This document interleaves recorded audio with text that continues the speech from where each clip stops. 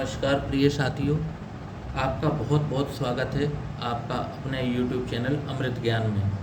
प्रिय साथियों, सबसे पहले तो आप सभी को हनुमान जयंती की बहुत बहुत ढेरों शुभकामनाएं। श्री राम आप सभी की सारी मनोकामनाएं पूर्ण कर अवश्य करें। तो प्रिय साथियों, आज हम बात करने जा रहे हैं सूर्य देव की कुंडली के प्रत्येक भाव में सूर्य नारायण कैसा फल करेंगे। दोस्तों, हम एक श्रृंखला चला रहे हैं जिसमें ग्रह को हम भाव के आधार पर फलित करते हैं। इसमें किसी भी राशि का ग्रह हो या किसी भी लग्न का ग्रह हो, इससे कोई फर्क नहीं पड़ता। यहाँ पर लग्न और राशि को हम एक तरफ करके सिर्फ हम लोग यहाँ पर ग्रह को भाव के आधार पर फलित करेंगे। तो प्रिय साथियों, अपनी अपनी जन्म पत्रिका उठा लीजिए और देखिए कि कहाँ आपके सूर्यदेव विराजमान हैं। पहले दोस्तों हम बात कर लेते हैं और जानकारी कर लेते हैं सूर्यदेव के बारे में। प्रिय मित्रों, सूर्य नौ ग्रहों में राजा हैं। मेष राशि में ये उच्च के हो जाते हैं और तुला राशि में ये नीच के हो जाते हैं। सूर्य आत्मा है, सूर्य कॉन्फिडेंस है। हमारे शरीर में मन को ये कंट्रोल करते हैं, कॉन्फिडेंस लेवल को कंट्रोल करते हैं, आत्मबल को कंट्रोल करते हैं, दृढ़ शक्ति को ये कंट्रोल करते हैं। ये हमारी आत्मा है। सूर्य पिता हैं, सरकार हैं, अथॉरिटी हैं, कहीं मामलों में ईगो है, तो अग्नि तत्व प्रधान है। कहते हैं कि यदि किसी भी जातक की कुंडली में सूर्य अगर बलवान स्थिति में बैठे हुए हैं और अन्य ग्रह यदि कमज़ोर भी हैं तो भी अकेले सूर्य, क्योंकि ये राजा हैं, यदि राजा स्ट्रॉन्ग होता है तो वो जन्मपत्री के 80% दोषों को स्वतः ही समाप्त कर देता है। तो यदि किसी व्यक्ति के सूर्य यदि बलवान स्थिति में विराजमान है तो ऐसा व्यक्ति आप देखेंगे कि जीवन में चाहे उसे कितने भी मुश्किलों का सामना करना पड़ जाए, परंतु ऐसा व्यक्ति सफल निश्चित होता है। तो प्रिय साथियों, अब देर न करते हुए हम इस वीडियो को आरंभ करते हैं और देख लेते हैं कि सूर्यदेव यदि किसी व्यक्ति के लग्न में विराजमान हो जाए तो कैसा परिणाम देखने को मिलेगा। प्रिय मित्रों, यदि लग्न में किसी के सूर्य विराजमान हैं तो ऐसे व्यक्ति का जो व्यक्तित्व है, उसकी जो पर्सनैलिटी है वो स्वयं होता है। यदि वहाँ पर सूर्यदेव विराजमान हैं तो ऐसा व्यक्ति का जो शरीर है, उसका जो गठन है, शारीरिक जो संरचना है, बहुत ही गठीला बदन होता है। एक आकर्षक व्यक्तित्व का व्यक्ति धनी होता है, परंतु साथ ही इस स्थान पर बैठा हुआ सूर्य व्यक्ति को आलसी बना देता है। कामों में तो वह बहुत स्मार्ट होता है, परंतु वह काम करता ही नहीं है। या तो वह काम करेगा ही नहीं, या काम करेगा तो वह बहुत अच्छे से उस कार्य को अंजाम जरूर देगा, परंतु आलस्य के कारण ऐसा व्यक्ति कई अवसर खो बैठता है। इसको अनावश्यक क्रोध आता है, बार बार ये अपने क्रोध पर कंट्रोल करने का प्रयास करता है, परंतु इसमें भी वह असफल रहता है। पर्यटन के ये बहुत ज़्यादा शौकीन होते हैं। नए नए स्थानों पर जाना, नए नए लोगों से मुलाकात करना, उनसे बातचीत करना इनको बेहद पसंद होता है। इनको भी नेत्रों से, आँखों और त्वचा से संबंधित कोई ना कोई रोग इनको हमेशा लगा ही रहता है। इनके अंदर कामातुरता, काम की जो अग्नि है वह बहुत ज़्यादा होती है और इनको भी इसे ज़रूर कंट्रोल करना चाहिए। साथियों, अब यदि किसी भी जातक की जन्म पत्रिका में यदि सूर्य धन, कुटुंब और वाणी के घर यानी द्वितीय भाव में विराजमान है तो कैसा परिणाम देंगे। तो यहाँ द्वितीय भाव में बैठा हुआ सूर्य व्यक्ति को अत्यंत भाग्यशाली बनाता है। ऐसे व्यक्ति को जीवन में कभी भी धन की कमी नहीं होती। यहाँ पर बैठा हुआ सूर्य व्यक्ति जिस कार्य में भी हाथ डालता है उसमें अगर वो जरा सी भी ठीक सी मेहनत कर ले, प्लानिंग के साथ मेहनत कर ले, तो उसको उसमें सफलता अवश्य मिलती है। धन की कोई कमी नहीं होती, अर्थात ऐसे व्यक्ति का कोई ऐसा कार्य नहीं है इनके जीवन में जो ये कह सकें कि मेरा धन की वजह से मेरा ये काम रुक गया।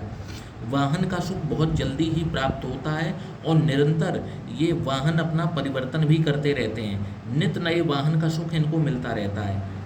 धन स्थान पर जो सूर्य है वो व्यक्ति को पुत्र रत्न की प्राप्ति भी अवश्य करवाते हैं। दांत और मुख से संबंधित कोई ना कोई रोग इनको हमेशा बना रहता है। यहाँ बैठे सूर्य इनको दांत और मुख से संबंधित कोई ना कोई रोग अवश्य देते हैं। अब प्रिय मित्रों, बात करते हैं यदि किसी भी व्यक्ति के पराक्रम भाव यानी तृतीय भाव में सूर्य विराजमान हो जाएं तो कैसा परिणाम देखने को मिलेगा। अब यदि किसी भी व्यक्ति का तृतीय भाव में सूर्य अगर विराजमान है तो ऐसा व्यक्ति शौर्यवान होता है, पराक्रम उसका प्रचंड स्तर का होता है और वह उसका सही स्थान पर प्रयोग भी करता है। और कारण यह है कि उसको सम्मान की बहुत बड़ी भूख होती है। ऐसा व्यक्ति कई बार बिना किसी पैसे के लालच के केवल सम्मान प्राप्ति के लिए ही कई बार अपना समय, अपना पैसा उसमें लगाता है और उसको प्रतिफल भी अवश्य मिलता है। परंतु साथ ही उनके स्वयं के जो भाई हैं वह इनके विरोधी होते हैं। इनके सही और गलत सभी कार्यों का विरोध इनके भाइयों ने करना है तो करना है। जन्म स्थान से दूर जाकर ही ऐसे व्यक्ति की तरक्की होती है। ये जन्म स्थान पर ही बने रहेंगे तो फिर ये कभी तरक्की नहीं कर पाते। आय से अधिक खर्च इनकी एक कमजोरी हम कह सकते हैं। अब यदि किसी व्यक्ति के चतुर्थ भाव में सूर्यदेव विराजमान हैं तो कैसा परिणाम देखने को मिलेगा। साथियों, अब यदि किसी व्यक्ति के चतुर्थ भाव में सूर्यदेव यदि विराजमान हैं तो ऐसे व्यक्तियों को अपने मित्रों से बहुत सावधान रहना चाहिए। इनके जो बहुत खास मित्र हैं जिन पर ये बेइंतहा विश्वास करते हों, इनको कोई ना कोई मेजर धोखा इनके मित्र अवश्य देते हैं। इनकी जो जीवन शैली है वह ऐसी है कि एक जगह ये टिकना पसंद नहीं करते, एक स्थान पर ये स्थिर नहीं बैठना इनको पसंद नहीं होता, स्थिर नहीं रह पाते।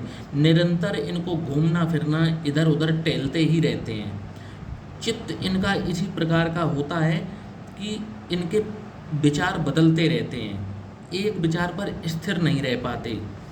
इनका जो शारीरिक गठन है अगर उसकी बात की जाए तो या तो ये संतुलित शारीरिक गठन के होते हैं या ये दुबले शरीर के होते हैं। सुख अपने जीवन में ये अवश्य प्राप्त करते हैं और इनको भूमि, भवन और वाहन से संबंधित इनको सारे सुख प्राप्त यहाँ सूर्यदेव करा देते हैं।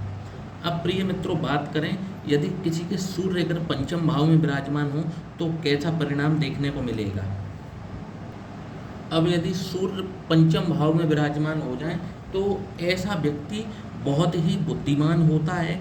सभी लोग इनसे सलाह लेकर के कार्य करते हैं और विवेक का इस्तेमाल बहुत ही बेहतर और बहुत ही संतुलित ढंग से करते हैं। परंतु यहाँ पर बैठा हुआ सूर्य व्यक्ति के हृदय रोग का कारण बनता है, पक्षाघात का कारण बनता है। इसीलिए इनको इस बात पर विशेष ध्यान देना चाहिए। नियमित रूप से व्यायाम को अपने जीवन का हिस्सा बनाना चाहिए। संतान इनको या तो होती ही नहीं है या फिर देर से होती है।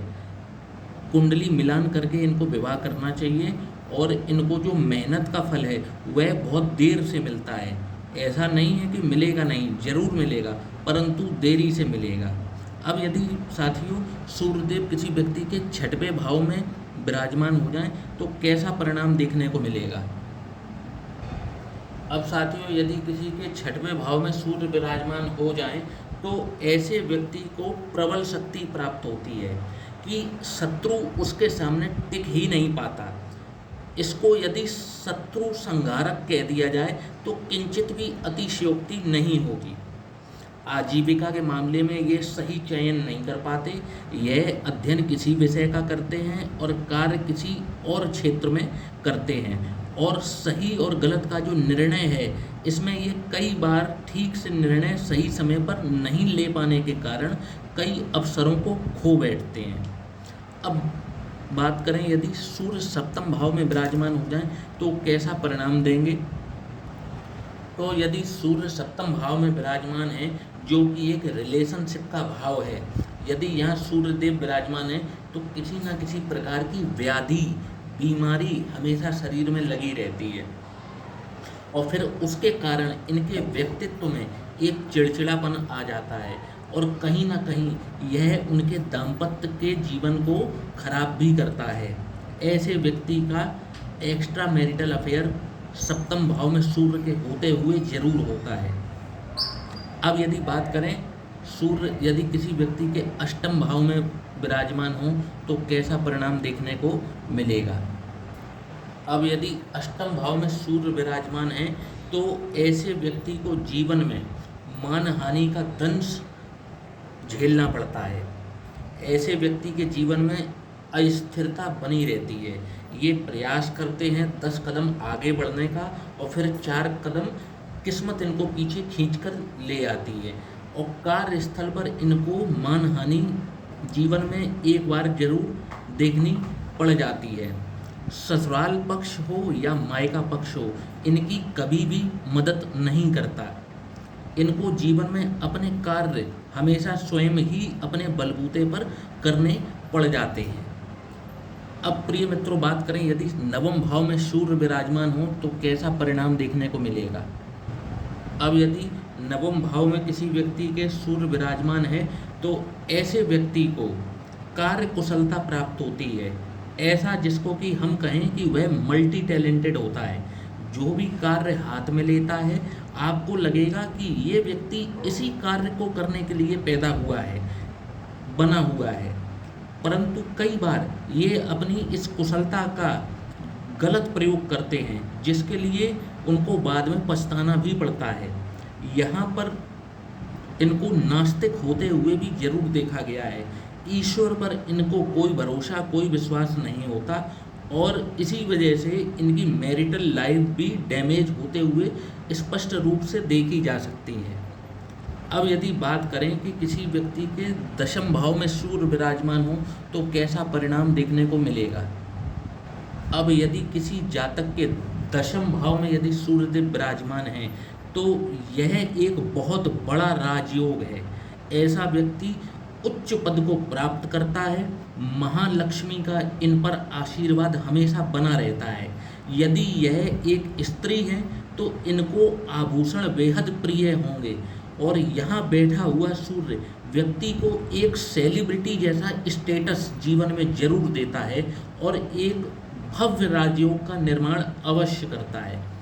अब यदि किसी व्यक्ति के लाभ स्थान पर सूर्यदेव विराजमान है तो कैसा परिणाम देखने को मिलेगा।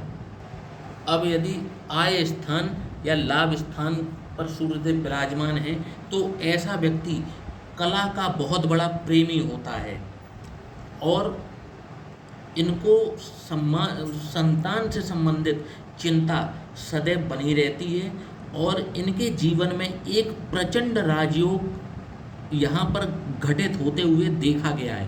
जब सूर्य 11वें भाव में विराजमान हो तो जीवन में एक बार इनको प्रचंड राजयोग मिलता है जो कि इनकी जीवन की समस्त इच्छाओं को पूर्ण अवश्य करता है।